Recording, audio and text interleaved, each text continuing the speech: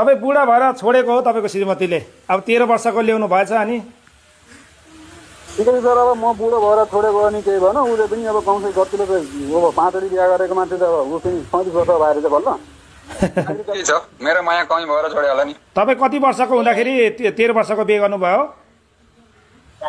मैले तपाईको 24 वर्षमा बिहे गरेको 24 वर्षको बिहे गर्दा 13 वर्षको 12 दुना 24 झन्नै डबलै रहेछ नि त्यो भएर छोडिदिएको होला नि त्यो नि पहिला त बिहे गर्दा 17 वर्ष छु भन्यो के अरे पछि गएर तपाईँको नागरिकता बनाउनु पर्यो अब बिहा दर्ता गराउनु पर्यो भन्दाखेरि चाहिँ बल्ल पछि थाहा भयो ए लटे पहिला चाहिँ सबै कुरा पहिले देखियो ढाँट्ने बानी लागेर चाहिँ ढाँटेरी बिहे गर्यो ढाँटेरी अब सबै गर्यो त्यसपछि तपाईँको श्रीमतीको फोटो लाएर खोजिदिनु होला नि त होइन फोटो म पठाइदिन्छु सर अनुमति छ होइन अनुमति मजाले सर दर्शकबिन नमस्ते म देवेन्द्र लिम्बू तिनजुरी अनलाइन टिभी हेरिराख्नु सम्पूर्ण दर्शकमा नमस्ते आज 81 अर्घाखाँची जिल्लाबाट एकजना भाइ आउनुभएछ र उहाँले भन्नुहुन्छ मेरो श्रीमतीले 5 वर्षको छोरा लिएर फरार भयो र म अर्घाखाँची जिल्लाबाट मरङ जिल्ला सुनसरी धरान सबै आएँ तर भेट्न सकिनँ पथरी त्यो केटाको घरसम्म पुगे भन्ने खालको अभिव्यक्ति दिइसकेपछि उहाँ तनावग्रस्तमा हुन्छ। नमस्ते भाइ। हजुर सर नमस्ते। हजुरको नाम? मेरो नाम डुकलाल बिसी सर। डुकुलाल? डुकलाल बिसी हजुर। डुकुलाल बेसी? बिसी बिसी। के थरी हो बिसी भनेको? भाड छेत्री। ए तपाईको श्रीमतीको नाम? मेरो श्रीमतीको नाम आस्ना नेपाली बिसी सर। आस्ना? हजुर आस्ना नेपाली बिसी। ए के छ तपाईको समस्या भन्नुहोस् त मलाई। मेरो समस्या सर अब म 2081 साल चैत महिनाको 22 गतेदेखि छोरा र श्रीमती सम्पर्कविहीन छन्। त्यसको लागि अब तिनीहरूलाई म खोज्दै धेरै धाइसकेँ सर। खोज्दा खोज्दा कहीँ पनि भेटाउन सकेन। अब आज यति दिन भइसक्यो, 58 दिन भयो आज। अहिलेसम्म केही पनि पत्ता लगाउन सकिएन। त्यही बिचमा एकपटक भनेको थियो कि मेसेज मात्रै गरेको थियो, मलाई नखोज म खुसी छु, म जहाँ छु म खुसी छु भन्ने जस्तो कुरा गरेको थियो। त्यसपछि सम्पर्कमा छैन। अब कहाँ छन्, के छन्, कस्तो छन् सर? ए अनि तपाईँको छोरा 5 वर्षको लिएर हिँडेको? हजुर 5 वर्षको छोरा लिएर गएको छ। 8 वर्षको छोरा घरमै छ सर। ए म वैदेशिक रोजगारको क्रममा कुवेत गएको थिएँ। 3 महिनामा फर्किरहेको सर। ए बुढी फरार भएपछि फर्केको हो? हजुर पैसा पठाएको थिएँ। पैसा निकाल्न गएर ब्याङ्कबाट पैसा निकालिसकेपछि पैसा निकाल्ने पनि भने 3 बजेसम्म राम्रै कुरा भएको थियो। 3 बजेपछि मोबाइल स्विच अफ गरेको। ऊ खुसी हुन्छ भने होइन, अब मैले माया गरेको मान्छे हो, ऊ खुसी हुन्छ भने ठिकै छ, ऊ उसैसँग खुसी रहोस्। मलाई त्यसलाई अप्ठ्यारो मैले केही पार्दैन।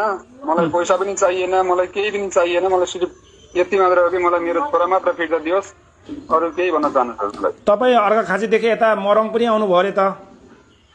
हजुर सर मरङ आएर उसको केटाको घरमा पनि आइपुगेँ। घरमा गएर त्यसपछि केटाको नागरिकतासम्म लिएर आएछु। होइन अब उनीहरूलाई त्यस्तो उनीहरूले यदि जति लुके पनि होइन, लुकेर केही गर्दैन तिनीहरूले। कति दिन लुक्नलाई मलाई अरू केही छैन। म जति तडपे पनि होइन, अब ठिकै छ। अब आजसम्म जति तडपाए अब म तडपाउँ भन्न चाहन्छु। अनि मेरो छोरा फिर्ता दिएपछि मलाई अरू केही चाहिँदैन होइन। छोराको नाम महेन्द्र गजमेर, केटाको बुवाको नाम चाहिँ श्यामबहादुर गजमेर। त्यहाँ घरमै पुग्नु भयो? हजुर। अनि के भन्यो त बुवाले? अब बुवा त बिरामी हुनुहुँदो रहेछ। बुवालाई त अब खासै त्यस्तो केही सोध्ने कुरा सोधिएन। उनीहरू त गजमेर भनेको के थरी हो? कोही सर गजमेर भन्ने ऊ छ के अरे, नागरिकता पनि त्यही छ। अब फर्क के मलाई थाहा छैन। अनि त्यहाँ प्रहरीकोमा दिनुभयो कि भएन? दिएछु। दिनुभएको छ? तपाईँको आवाज सानो आएको छ, के भयो तपाईँको? कोही सर के भयो? उनी इलाका प्रहरी कार्यालय पथरीमा पनि दिएछु, अनि गएर अर्घाखाँचीमा पनि दिएछु। घरिको चर्को आउँछ, घरिको थोरै आउँछ तपाईँको आवाज। के साउन्ड हाल्नु भएको छ? इयरफोन नै राखेको छैन। ए अनि अर्घाखाँचीमा नि दिनुभएको छ तपाईँले प्रहरीलाई?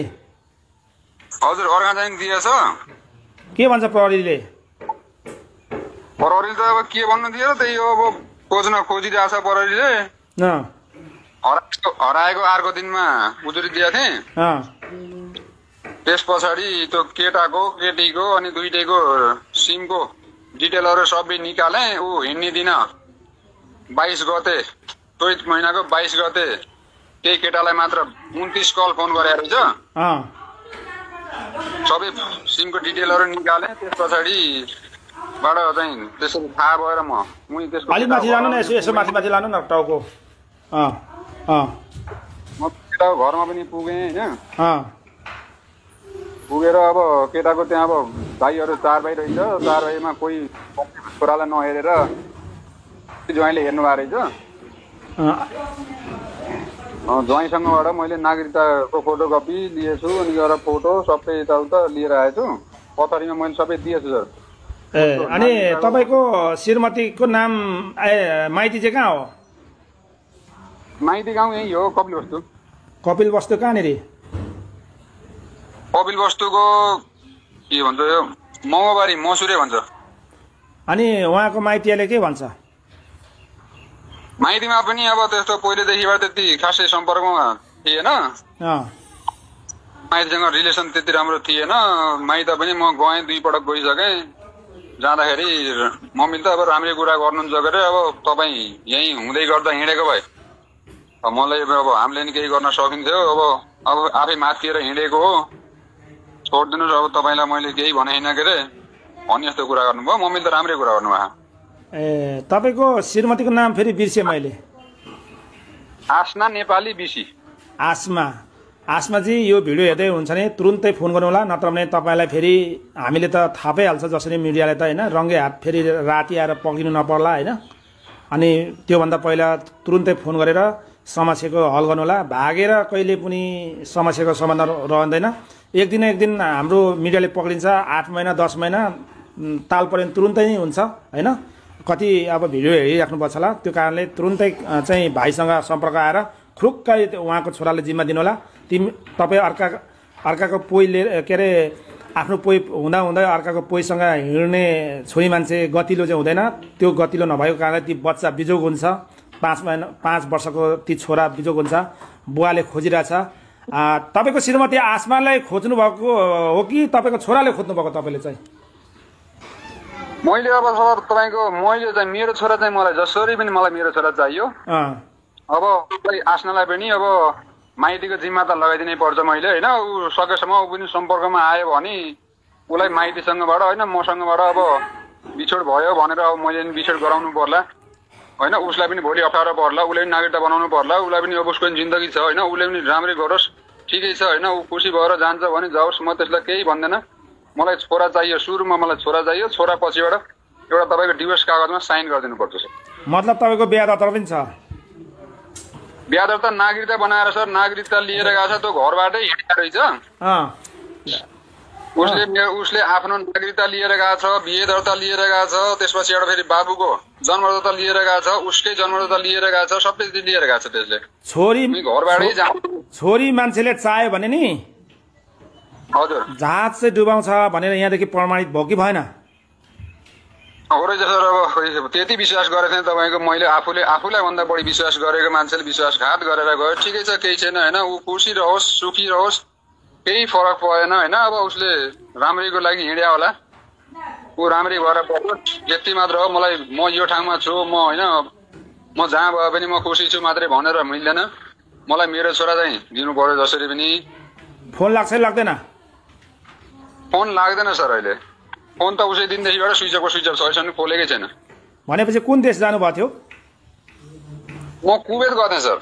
कुवेत गएर पैसा पठाएको थिएँ, त्यही पैसा लिएर अब उसै दिन हिँड्यो। कति स्यालेरी थियो? स्यालेरी त्यही हो सर। अब उहाँको त्यही 150 केडी हो। अनि 150 केडी त धेरै हुन्छ नि त। 443 कि कति छ 1 रुपियाँको? हजुर हजुर, 443, 45, 50 पनि हुन्छ। अनि थोरै हुन्छ त। अनि 150 केडीले म ड्राइभरमा उभेला जाँदा त 160 मात्रै थियो ड्राइभरमै। अनि नि अनि तपाईँ कुवेतमा के सपना बोकेर के लिएर जानुभएको थियो तपाईँ? सपना त सर अब ठुलो थियो नि। अब हेर्नु अब घरमा अब होइन अब राम्रै घर गराउँला, अब जिन्दगी चलाउँला, 2 छोराहरू छ, छोराहरूलाई अब राम्रै भन्ने। तर त्यो भएन हैन त। सानै उमेरमा बिहे गरेर लिएर आएको थिएँ। 13-14 केटी लिएर आएको थिएँ। अब अहिले तपाईँको जवान भएर अब अहिले त्यत्र छोराहरू भइसकेको मान्छे छोडेर हिँड्यो। ठिकै छ होइन, ऊ खुसी हुन्छ भने अझै पनि मैले त्यसलाई केही पनि भन्दैन, ऊ खुसी रहोस्। तर मलाई यति मात्रै कि मेरो छोरा कहाँ छ, मेरो छोरा यहाँ छ, तेरो छोरा यहाँ छ भनेर मलाई त्यति मात्रै भनिदिनु पर्यो। होइन 13 वर्षको उमेर, 13 वर्षको त्यो आसमा 13 वर्षको हुँदै बिहे गर्नुभयो? हजुर, बल्ल अहिले 22 वर्ष भयो सर। आमामामा 13 वर्षको बिहे गरेपछि त नि त्यो थाहा पाएन, अनि त्यहाँको 2टा बच्चा जन्माइदियो, अनि अर्कैसँग फरार भाग्यो होला नि त। त्यही त होला यार खोइ। अब अनि 13 वर्षमा बिहे गर्नुभयो, अनि 22 वर्षमा छोडेर विदेश जानुभयो। अब 22 वर्षमा त उसलाई पनि अब श्रीमानको तलतल लाग्यो होला, अनि अर्कोतिर गइदियो होला नि त, नजानु पर्थ्यो नि त। ठिकै छ अब होइन, ठिकै छ। उसले श्रीमानको त्यस्तो ऊ लाएर होइन, श्रीमानै खोजेर गएको रहेछ, जाओस् केही भन त्यसलाई। अझै मैले केही भन्दैन, अझै म स्वीकार्य छ। अब के भन्नुहुन्छ आसमा, के अरे गजुरेलको के अरे बेसी? आसमा नेपाली बिसी। आसमा नेपाली भनौँ न। हजुर, आसमान नेपालीलाई के भन्न चाहनुहुन्छ तपाईँको श्रीमतीलाई? भन्नुहोस् त, हाम्रो मिडिया मार्फत हेरिरहेको छ ल यो भिडियो। ल उसलाई म के भनौँ र, खोइ अब ठिकै छ, ऊ जहाँ भए पनि खुसी र सुखी रहोस्। तर पनि मलाई होइन, म यहाँ छु मात्रै भनेर, मेरो छोरा यहाँ छ मात्रै भनिदियोस्। म छोरा ल्याउन जुन कुना पनि जान्छु। तर तपाईँको एउटा कुरा के छ भनेपछि, यदि मेरो छोरालाई होइन तलमाथि भोलि केही भयो भने म आसना नेपालीको पनि 3 पुस्ता मसँग छ, मेरो हातमा छ। अनि फेरि त्यो महेन्द्र गजमेरको पनि 3 पुस्ता मेरो हातमा प्रमाण छ। यदि भोलि पनि तलमाथि मेरो छोरालाई यदि तलमाथि केही भयो भने त्यति बेला चाहिँ यिनीहरूले आफै दबास दिन सक्नु पर्यो, त्यति भन्न चाहन्छु सर। 3 पुस्ते मुद्दा लाउनुहुन्छ? म त मेरो छोराको लागि त तपाईँको सर म तपाईँको जुन कदम पनि चाल्न सक्छु सर। म मेरो छोराको लागि जुनै कदम पनि चाल्न तयार छु। सकेसम्म उनीहरूले यदि मान्छन् भने होइन, अझै पनि बिग्रेको केही छैन, अझै पनि म तिनीहरूलाई केही गर्दैन। तिनीहरूलाई बरु म फुलमाला लगाएर बिदाई गरौँला, यति मात्रै। तिनीहरूले भन्नु पर्यो र मेरो छोरा यहाँ छ भनेर त्यो छोरा मात्रै लिउन आइज भन्नु पर्यो, म तिनीहरूलाई फुलमाला लगाएर बिदाई गरिदिन्छु। जस्तै तपाईँको श्रीमतीलाई फुलमाला लाएर बिहा गरेर पठाइदिनुहुन्छ झैँ झैँ, होइन त तपाईँको कुरा? मजाले सर, मजाले सर। किन पठाइदिन्छु। अनि किन तपाईँको श्रीमतीको माया लाग्दैन? होइन सर, श्रीमतीको माया नभएको होइन सर। मैले आफूलाई भन्दा बढी विश्वास, आफूलाई भन्दा बढी माया गरेको मान्छेले धोका दिन्छ भने ठिकै छ होइन। ऊ खुसीले गएको हो भनेपछि उसैसँग रोमाओस् बसोस्, केही फरक पर्दैन सर। हो भनेपछि तपाईँले धेरै दुःख पाउनुभयो। अर्घाखाँचीदेखि मरङ, धरान, सुनसरी, झापा सबै आएर खोज्नुभयो। यति धेरै कति खर्च गर्नुभयो तपाईँले? हजुर सर, अब धेरै खोजेँ सर। मैले आज म उइसको 1 गते आएको, 1 गते आएदेखि गएर अहिलेसम्म कहिले यता कहिले उता हिँड्दा अब खर्च त भयो, त्यति भयो खर्च त। ठिकै छ, खर्च जति भयो पनि केही भएन। म मेरो छोराको लागि त म मेरो ज्यान त्यागेर हिँडिसकेको छु। मलाई मेरो छोरा जसरी पनि चाहिन्छ। खर्च त त्यति छ, म कमाउँला, फेरि नभए छोराहरूले कमाउँला न, मैले पनि कमाउँछु। अझै पनि केही भएन सर।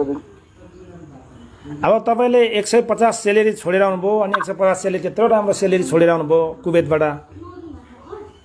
हजुर, नआउनु पर्थ्यो नि सर। अब छोड्नै पर्यो नि सर। अब मेरो मुटुको टुक्रा तपाईँको अब होइन, यता र उता तपाईँको चिया भएपछि अनि कहाँबाट त पैसा त सर फेरि त कमाउला नि। अनि गएको 3 महिनामै निस्केर आउनुभयो नि? हजुर, मान्छे विदेश जानुको लागि कति तर्पेर बसेको हुन्छ यहाँ। तपाईँ चाहिँ त्यत्रो राम्रो सेलेरी आफ्नो श्रीमतीले बच्चा लिएर हिँडिसकेपछि छोडेर आउनुभयो। आउनै पर्यो सर, के गर्नु। अब छोराहरूको मायाले गर्दा आउनु पर्यो जसरी। तर तपाईँको श्रीमतीले त्यो माया बुझेन? के गर्नु, अब बुझेन त। अब ठिकै छ, बुझोस्। एक दिन उसले नि माया बुझ्ला। मेरो माया नबुझे पनि केही भएन, उसको माया बुझेर बसोस्, त्यही पनि भन्न चाहन्छु। पछि थाहा पाउँछ नि त, उसको माया थाहा हुन्छ।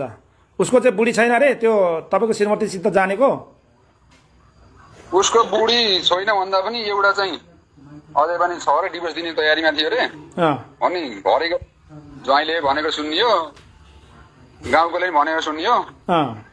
अनि तर बिहे चाहिँ 4वटै बिहे गरिसकेका मान्छेले अब बिहे गर्दै छोड्दै हिँडेर अहिले सिधै 5वटी बनाएर रहेछ।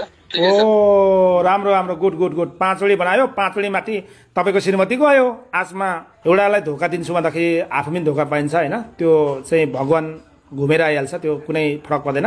दुखलाल बेसी हजुर। ए दुखलाल बेसी छेत्री हो तपाईँ नि? हजुर हजुर। अनि तपाईँले छेत्री चाहिँ पाउनु भएन? हो गएर सर, अब छेत्री पाउने भन्दा पनि पहिला चाहिँ उसैले नै अब झुक्काएर त्यस्तो गरायो। मैले मागेर बिहे गरेको होइन। कसैले झुक्कायो तपाईँलाई? दुःख पाएको भएर लिएर आएँ। अब पहिला म यस्तो म पनि छेत्री हो यस्तो उस्तो भन्ने कुरा गऱ्यो। ठिकै छ, अब के गर्नु। अब तपाईँ कति वर्षको पुग्नुभयो मलाई भन्नु त? म 31 वर्षको भएँ सर। 31 वर्षको? हजुर। तपाईँ बुढा भएर छोडेको हो तपाईँको श्रीमतीले, अब 13 वर्षको ल्याउनु भएछ। अनि